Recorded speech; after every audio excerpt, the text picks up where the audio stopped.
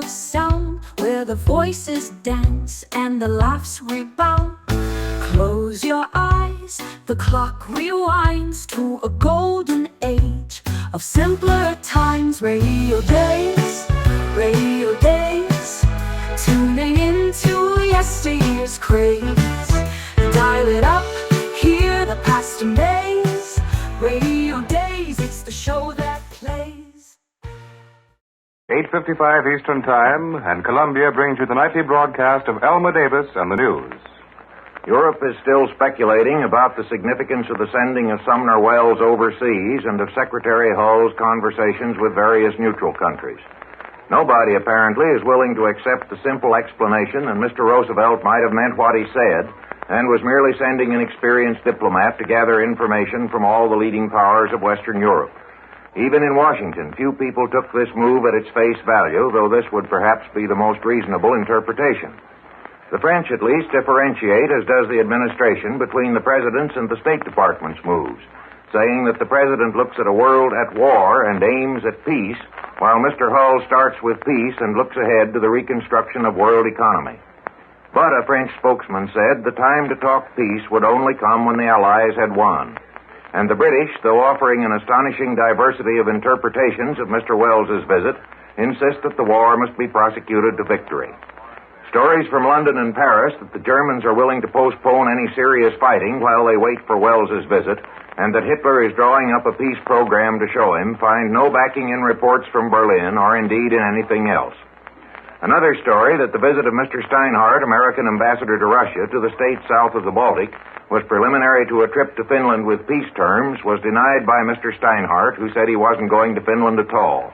But the rumor evoked from the Finnish Foreign Minister Tanner the statement that peace cannot be dictated to Finland.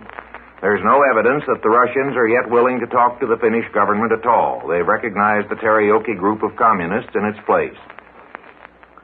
The 12th day of the Russian offensive on the Karelian Isthmus still got nowhere, and the Finns report the repulse of attacks on the east shore of Lake Ladoga and at Aitojoki further to the northeast.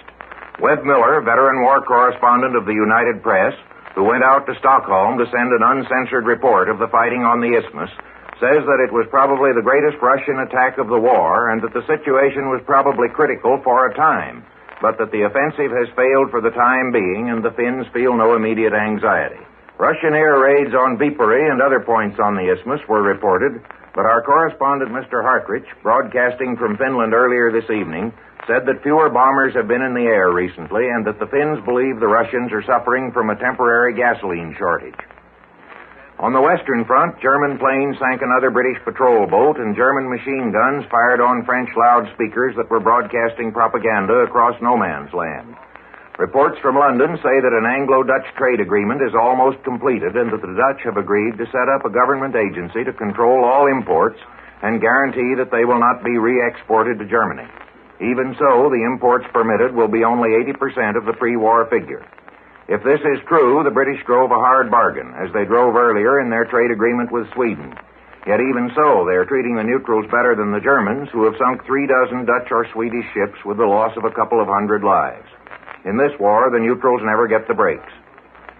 Resentment in Ireland over the hanging last week of the two members of the IRA convicted of murder in England broke out yesterday in demonstrations both in London and Belfast.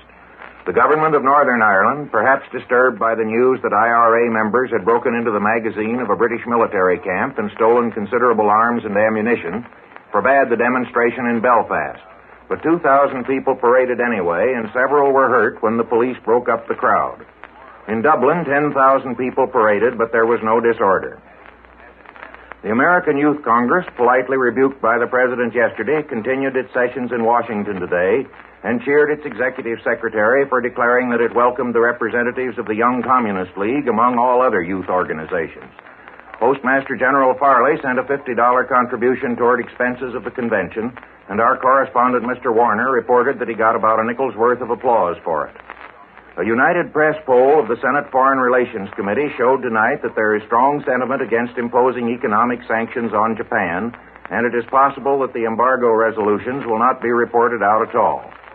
And Lord Tweedsmuir, Governor-General of Canada, died tonight. Better known as John Buchan, he had been soldier, politician, and executive, but he was more celebrated as the author of a long series of adventure and mystery novels and a number of historical works.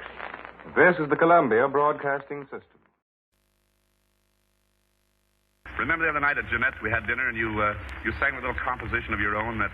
Oh, you mean my Caucasian melody? Yes, would you sing that? Oh, it'll be a great pleasure, Pop. All right, son.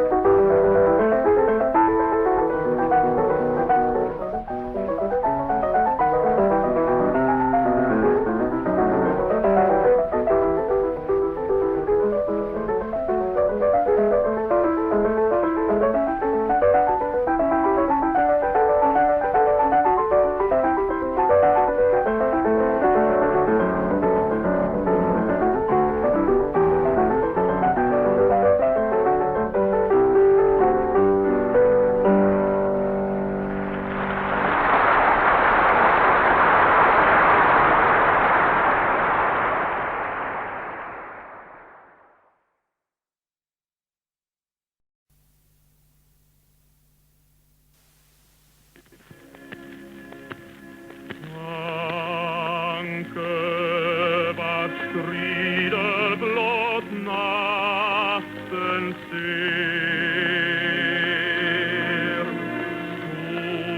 Hon hos eder som viraden ber.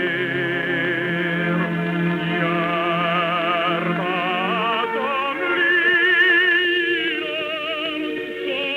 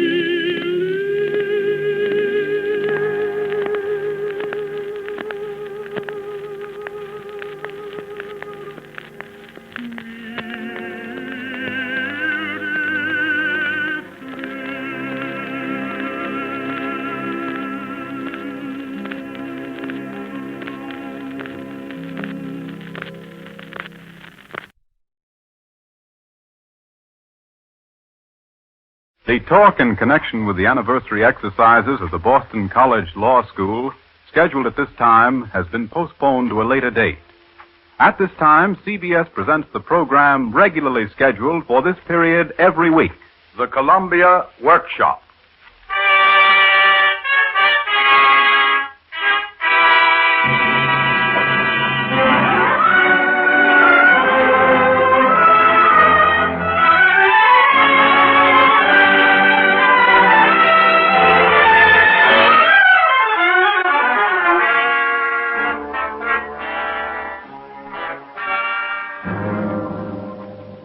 Tonight's workshop production is adapted from one of the famous one-act plays presented by the Grand Guignol Theater of Paris.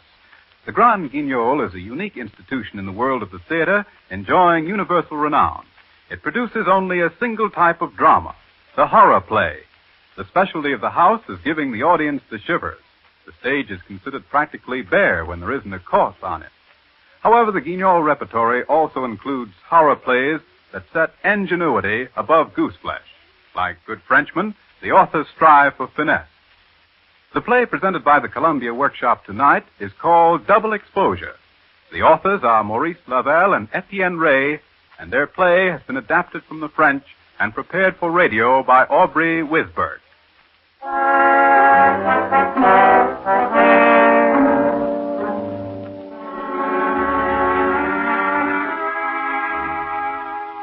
Paris, the year 1910. Number 12 Rue Amélie, the home of Philippe Garnier. It is 11 o'clock in the morning of a late autumn day. The street is a quiet one. The house is a quiet one. Life sleeps without. Death sleeps within. Silence shrouds the house. The shades are drawn. The rooms are hushed except for... Lizzie, be quiet. It's mournful enough without you whining so horribly. Oh, poor Lizzie. Yes, I know. You loved her very much, too. Can't they leave us alone? Even death in this house isn't respected. I'm coming. Lie down, Daisy. Good dog, lie down. Quiet, Daisy. Yes? Good morning. I wish to speak with Monsieur Philippe Garnier. My master does not wish to receive visitors. It is important. No business is important to him now, monsieur. I understand, mademoiselle. Please, my card. René Souvard, representing Nicard and Favreau, undertakers. That's right. But somebody has already been here, about half an hour ago. Not from the firm of Nicard and Favreau. Oh, quite possibly. I wouldn't know, being busy upstairs. With Madame Garnier dead only a few hours, I couldn't shirk my household duties. No, I understand. Oh, Madame was such a lovely girl, Monsieur Souvard. So bright, so beautiful, so gay. Oh, when I think, cut down in the bloom of life, the tears, monsieur, they surge. I understand. I would have been here sooner, but circumstances beyond my control prevented me. You know, mademoiselle, that Nicard and Favreau are the finest firm in the city. Monsieur Garnier gave me strict orders to admit no one. Do you realize Madame has been dead only 5 hours? Certainly. Madame Garnier passed away at 6:20. Nothing escapes us. It is our business to be informed of these things. Under ordinary circumstances, I would have been here before 7 o'clock. I think the firm of Nicard and Favreau would be more deserving of their reputation if their representatives weren't so impudent. We live on death, mademoiselle. When bereavement strikes, there are certain essentials to be performed. We only hope to serve as efficiently as we can. Permit me to leave my card? Thank you. Good morning, mademoiselle. Oh, your pardon, monsieur. Quite all right. My fault. Is this the house of Monsieur Philippe Garnier, mademoiselle? Yes, monsieur. I'm the physician from the death registry. Oh, yes. Please come in. Thank you. Quiet, Zizi. I've come to ascertain the cause of death. Are you a relative of the deceased? No, doctor. I was her companion and maid. Can you take me to the corpse? Is there a member of the family around? There is her husband. If you will be kind enough to wait a few moments, we shall be prepared for you. We have almost finished dressing. No matter. I'm in a hurry. It's a simple, rapid formality. I shall tell Monsieur Garnier you are here, doctor. Here, boy, here. Oh, all right, you unfriendly little pig. Monsieur the doctor. Monsieur Garnier? Yes. You are the physician from the death registry? Quite right. Please come this way. Thank you. Watch your step, doctor. Those 2 candles burning do not give very much light with the window shades drawn. I can see. Shall I raise the shades to give you more light? Oh, no, don't bother. I have only to lift the sheet. Won't take a minute. Do you mind if I take a chair, doctor? Of course not. I can understand your feelings, Monsieur Garnier. Now, let me see. Oh. Now, only a little information now, and I'll cut this short, this intrusion. The name of the deceased? Therese Garnier. Age? Just 20. Occupation? Oh, housewife, of course. Ill since 2 days ago. Name of the doctor who treated her? I don't know. We only moved here a few days ago. She was treated by some doctor in the neighborhood we summoned in a hurry. Here I have his prescriptions. May I have them? Yes. Thank you. I see. Illness of short duration, no consultation. Did he tell you the cause of death? Influenza and complications. When did she die? At 6 o'clock this morning. I see. Burial will have to take place around noon tomorrow. So soon? The sooner the better. But why? Why such haste? Is there any valid reason for delay? Are you waiting for relatives? No, but you see... Then 12 o'clock tomorrow, monsieur. We're threatened with an influenza epidemic. In the interest of all concerned, I'm certain that you'll appreciate the need for what you consider unnecessary haste. No one will benefit by delayed burial. I've taken the same steps for all deaths that I've registered in the past few days. I bid you good morning, monsieur.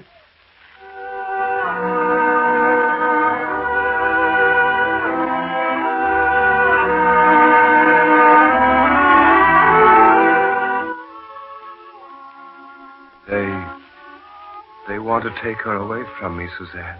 The doctor thinks it advisable. You too? After the years you've been with me? Oh, no, Monsieur Philippe. But why torture yourself? Perhaps you're right. Suzanne, I want my last few hours with her, alone. If friends come, monsieur. Receive them. They will understand. I don't think there will be visitors. The few people we know in Paris are away. Let me bring you some food. Food? That would be sacrilege. At 12 o'clock tomorrow, they... Leave me, Suzanne. The seconds are precious. I must sit and look at her now with all my strength. I must engrave that still beauty on my heart forever. Yes, monsieur. This... What have you there? A letter. It came in this morning's post. For her, monsieur. A letter? Did the postman walk with faltering steps? Did his fingers tremble on the bell? Did he give it to you with streaming eyes and a choked voice? Monsieur? Was the whole street hushed? Did the hawkers pushing their carts walk on tiptoes and refrain from calling their wares? Surely all the city must have felt her loss and paused a moment in sorrow. I know how you feel, Monsieur Garnier. I once had a loss. I couldn't understand how people could laugh on the street, how a man could buy a paper from a newsboy, how the buses could run and the passing gendarme winks so gaily at the concierge's daughter. But life goes on, monsieur, for everybody else, though it stands still for us. It stands still for us who live, and goes on for her who has died. You read this letter for me, Suzanne? Yes, monsieur. If I could only weep. If I only had someone to weep with. To comfort. To be comforted. Monsieur, you wish me to read this letter? Please. To read it myself would be more than I could bear. Perhaps. Now that she is not here, monsieur, it would be well not to read it. There may be some crumb of comfort in it for me. Read, Suzanne. My adored Therese. Adored Therese. That's a beautiful beginning. She was adorable. She... Go on. I should not write in words. It should be in music. It should be in music. Yes, in music. The voice of some mighty organ richly singing. For she was music. She struck music in the souls of those who knew her. And she's music still, even though she lies voiceless beneath that shroud. Do not, I beg you, ignore me any longer, for I shall die. I shall die? Strange. It's she who has died. I must see you, no matter the cost. One sight of you, one smile, one glimpse of heaven as a reward for the hell I have endured. I implore you. I shall be there Tuesday at 12 o'clock. Come what may. Who sent that letter? Oh, monsieur, Who sent that letter? It is signed Georges Marchard. Monsieur? He is punctual. Do you think he's come? Why do you wait, Suzanne? Oh, but Monsieur Garnier, Open. I can't. Open the door.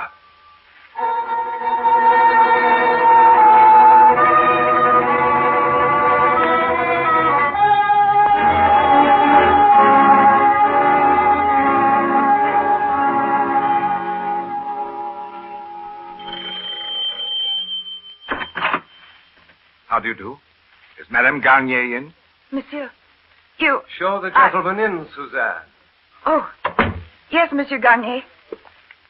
If you please. Thank you. Monsieur Garnier? Yes? I am Georges Marchard. I know that. You know? I've been expecting you. What? You're surprised? I confess, a little.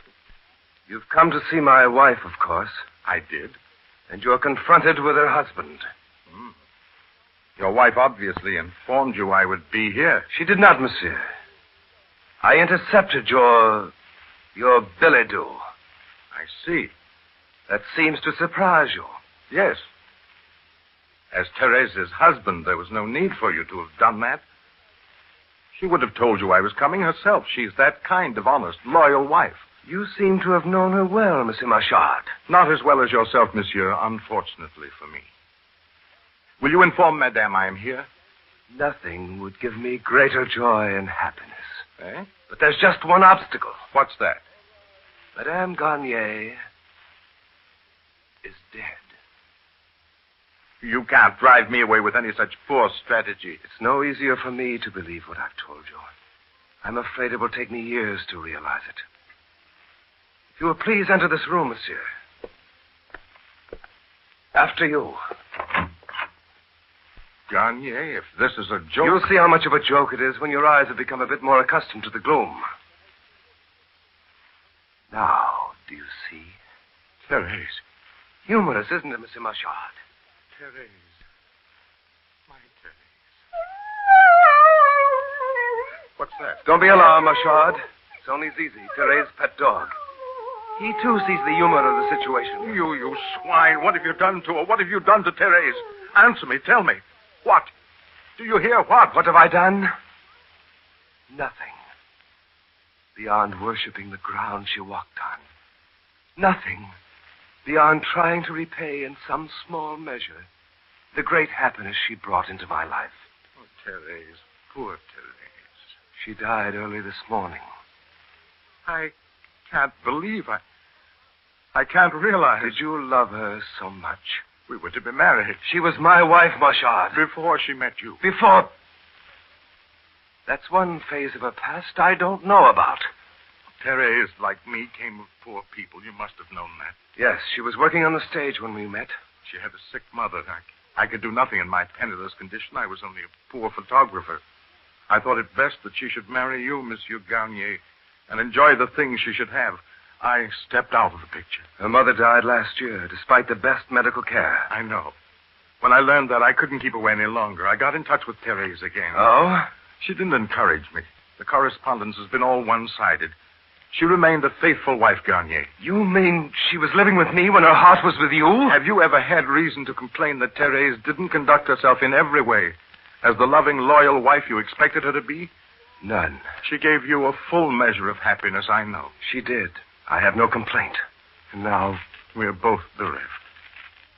I came here to see you as much as Therese, Monsieur Garnier. I was going to place before you the facts I've divulged. Throw myself on your mercy and ask you to step out of the way now as I did then. I've come up in the world. I could have provided amply for Therese. No one would have stepped aside more joyfully than I if by doing so I could have prevented this. At least I could have seen her from a distance, known she was happy. What have I left? Some poor tokens of a vast emptiness. Newspaper clippings from her professional life. Her last contract before she left the stage to marry me. I don't even have a good photograph of her. I have still less. Not even the memory of the 2 years you were married to her. And I thought I was living in a perfect dream. And now I find it false. Much as Therese gave me, she gave you more. I had her presence. You had her heart. You feel no hatred toward me, I hope. I don't know. Please, let me ask one favor of you. Let me take a photograph of Therese as she lies now. Something that will be truer than memory. For you won't deny me this. I've been denied so much. No. No, it's small repayment for the years I stole from you. But it will have to be done very quickly. The funeral? At 12 tomorrow. May I come, please? Your love for her entitles you to that. And the photograph? You may take it. Then we shall both be waiting.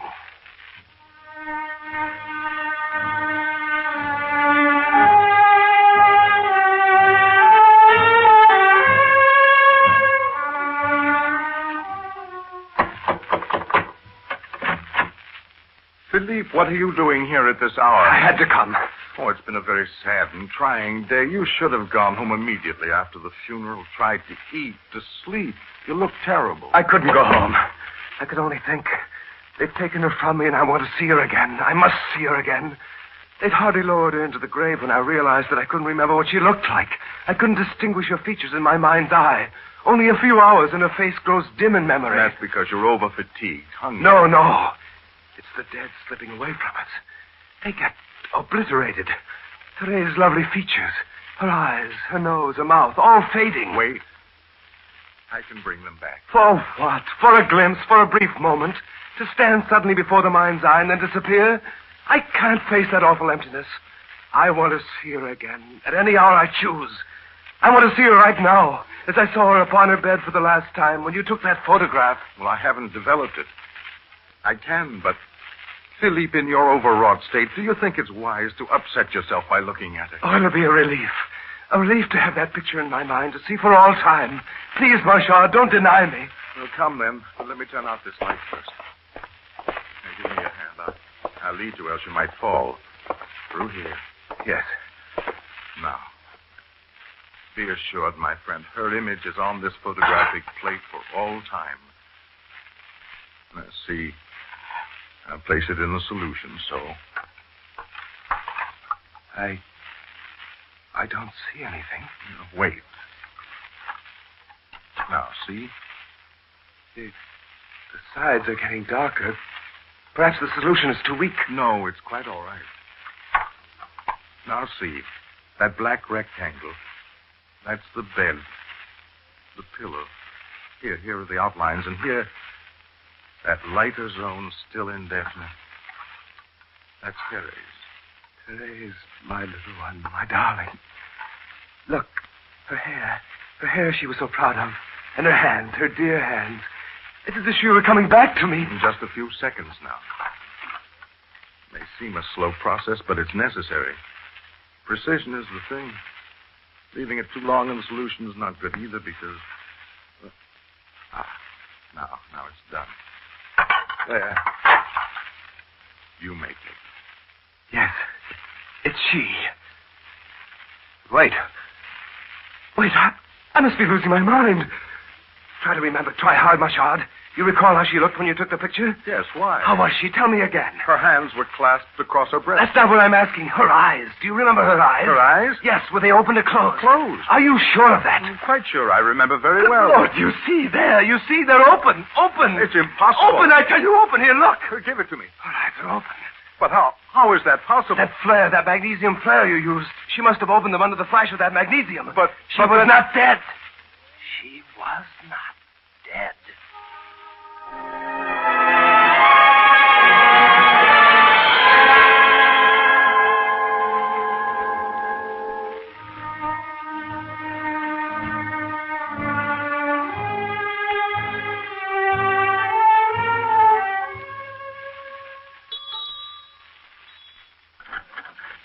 Yes? Are you the keeper of this cemetery? Yes, monsieur. I am Dr. Naudet, the physician appointed by the court. Oh, yes. Come in, please. The Therese Garnier matter. Dr. Legeron, the physician from the death registry, is here already. Go in, please. Thank you. Dr. Legeron? Yes, keeper?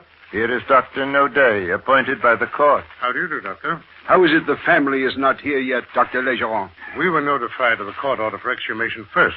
Monsieur Garnier should be here shortly. The keeper's attending to the details. They'll bring the coffin in here, I suppose? Yes, Doctor. It won't take long. The stone isn't even sealed. You're in a pickle, Dr. Legeron. And? Monsieur Garnier has lodged a formal complaint against you. An inquiry has been opened. I'm not afraid. Monsieur Garnier declares you issued the death certificate with unseemly haste. That's false. To what did you ascribe death? It's not our job as physician of the death registry to probe into the matter. In most cases, that's beyond our professional jurisprudence. And anyway, who can tell what caused death in a 2-minute examination? Then why don't you spend more time on it? How can we? We don't have time. It's like asking a military physician who has 150 men to see between 7 and 9 in the morning why he can't spare more than a few seconds on each of them. On the morning I went to examine Madame Gautier, I had 17 other deaths to certify in 4 corners of the borough. Just the same, Dr. Legeron. You don't seem to sound very sympathetic, Dr. Naudet. Of course, when it's a matter of violent death, that's another thing. But the Garnier case showed no signs of violence or poisoning. And then, too, the attending physician had already stated the cause of death before me. If I had the slightest suspicion of doubt, I would not have issued the death certificate. It's unpleasant business. These stories of premature interment that go adrift among the public do us no good. Were there no reflexes? Of course not. Was the body rigid? Yes. More certainty, Dr. Legeron, please. Yes or no? Well, not quite. I came only 5 hours after the death. Only 5 hours? The devil. It's scarcely legal. Well, let me repeat. I had 17 deaths to certify, started with those nearest to my home. I don't understand. If there was any uncertainty, why didn't you make the fluorescent test? If I wasn't uncertain, I tell you.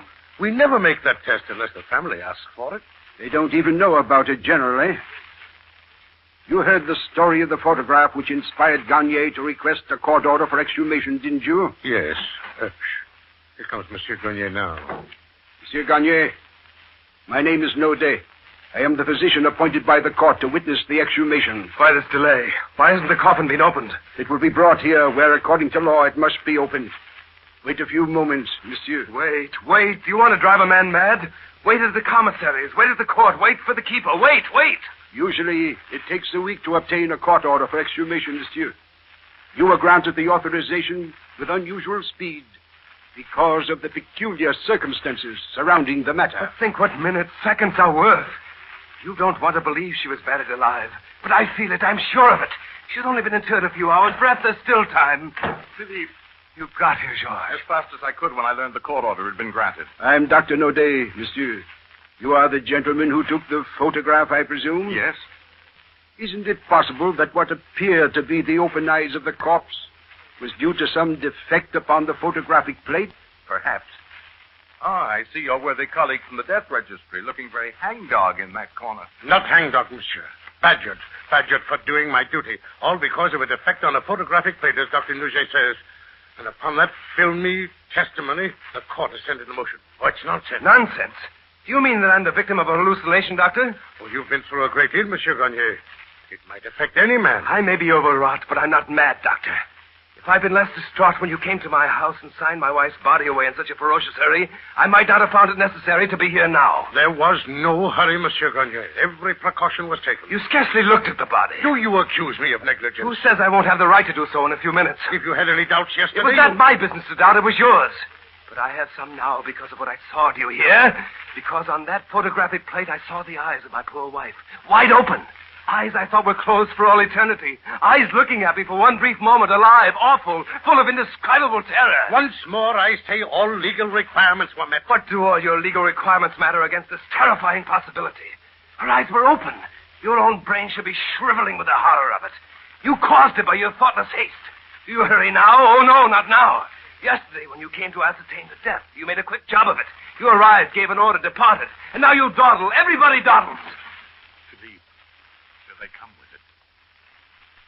Daze. Philippe, I can't remain. I'll go into the next room. You, if you can, look and tell me. God, give me courage, George. Right here, men. Now, hand me the screwdriver, Jacques. Here's the inscription on the plate, gentlemen. Bear witness. Thérèse Garnier, born November 15th, 1890, died November 19th, 1910. Open it. Yes, doctor. Work on that other screw, Jacques. Easy there. Now. Don't touch the body, keeper. Oh, I'll be careful, Dr. Naudet. Lift the cover off. Pour that carbolic solution on the cloth, keeper. More of it. A little more. This enough, Doctor? Yes, that does it. Now, uncover the face.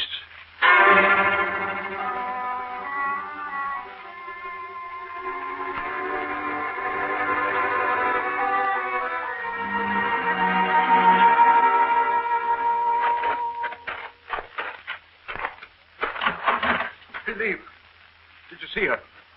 We saw her. Well, Philippe, speak. Rest easy, George. You mean... We were wrong. Merciful. Thank you. Wrong. We were wrong. Philippe, come Come home with me now. No. You go on home, George. What are you going to do? I have some few things to attend to. Formalities, you know. I'm leaving Paris early in the morning. I'll be out of France by nightfall. I may not see you again. I shall miss you. Goodbye, my friend. Goodbye, George. Good night, Monsieur Garnier. Good night, monsieur. Good night. Monsieur Garnier, good night.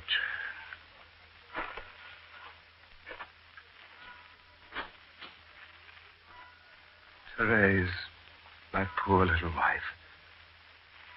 I couldn't find it in me to hate Marchard for loving you. How could he help himself? How could anyone? I found happiness in my ignorance then. Let him find such happiness as he can in his ignorance now. Therese. Therese. Oh, my darling. He doesn't know. They buried you. Alive.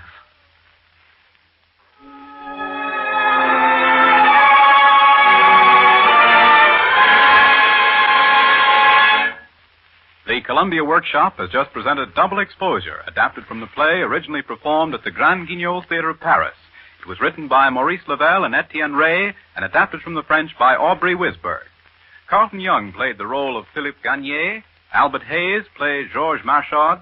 Jeanette Chinley was Suzanne. Ralph Locke was Dr. Legeron. Reynolds Evans, the agent. Maurice Franklin, Dr. Naudet, and the dog Zizi, Donald Bain. The music for Double Exposure was written and conducted by Alexander Semler. Next week, at this same time, the Columbia Workshop will present The Autobiography of an Egotist by John Lagerman. This is the Columbia Broadcasting System.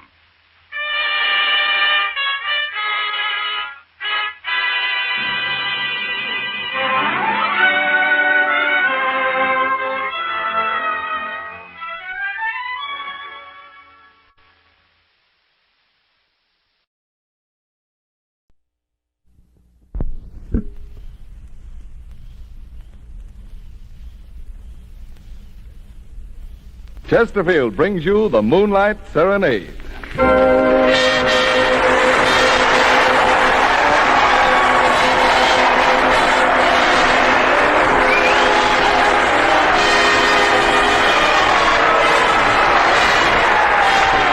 The cigarette that satisfies presents America's #1 dance band with America's #1 swing trio. Glen Miller and the Andrews Sisters are calling again. And now, here's Glen Miller. Good evening, everyone. Glad to have you with us, and we hope tonight's program will be to your liking. Have a swell time.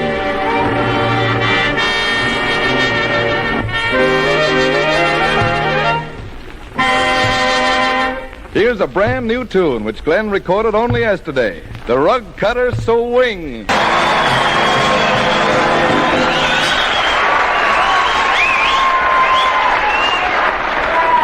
Patty of the Andrews Sisters steps in here singing I Love You Much Too Much.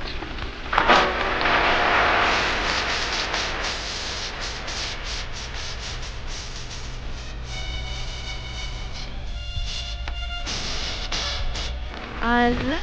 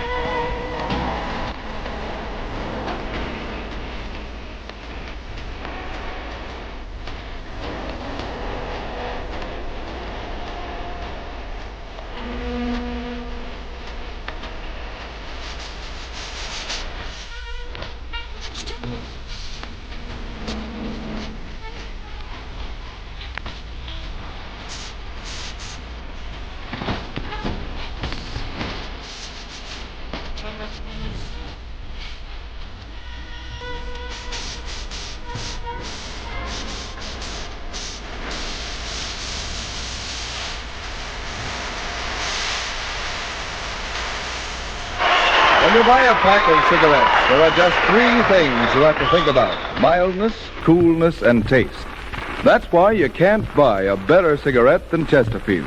Today is cooler smoking, better tasting, definitely milder cigarette. They satisfy. That's the reason more Chesterfields are going across thousands of tobacco counters every day. It's the busiest cigarette in America. Make your next pack Chesterfields. Marion Hutton sings, "Mommy, I want a hat with cherries."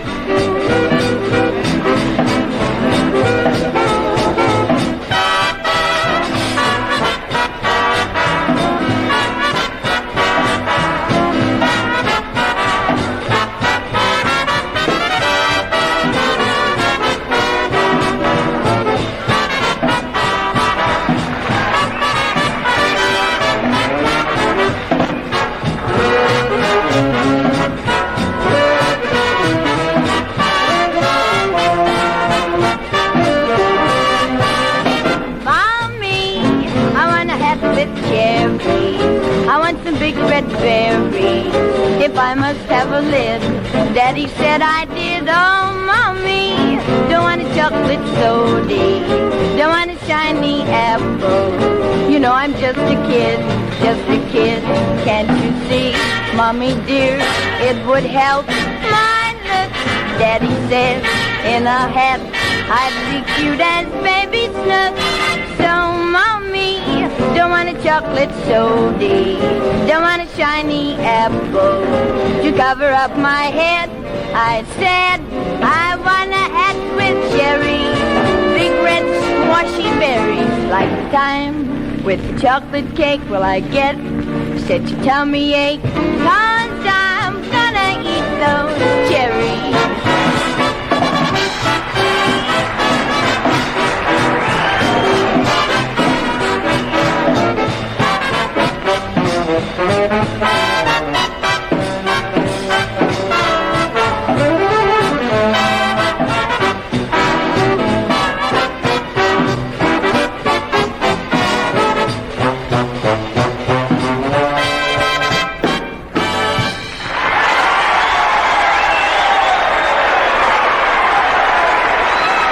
Tonight's old tune is Sweet and Low, a repeat performance at the request of many listeners.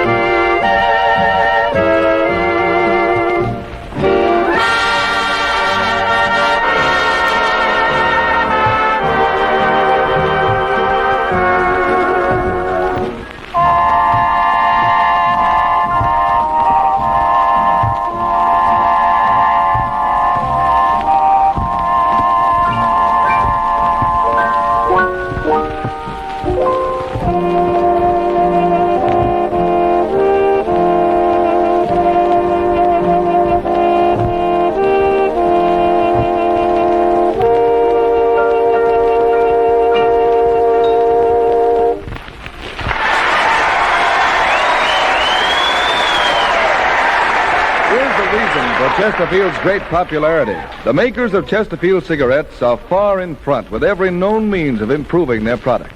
They select the best cigarette tobaccos that grow and blend them the Chesterfield way for coolness, mildness, and taste.